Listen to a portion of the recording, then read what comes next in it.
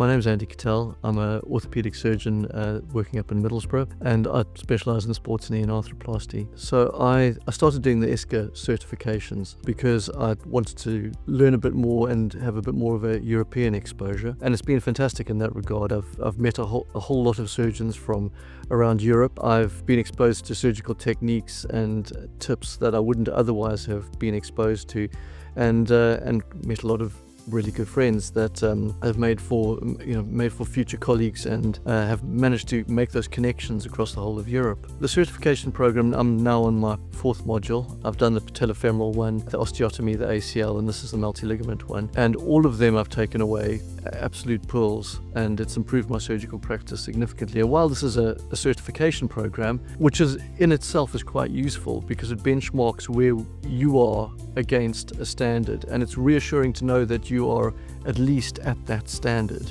But I've always taken away a huge amount of additional tips, skills, the extra demonstrations, and what you learn from the people around you and from the faculty has always been absolutely brilliant when it comes to translating into your own practice. And that's why I keep coming back and keep doing them.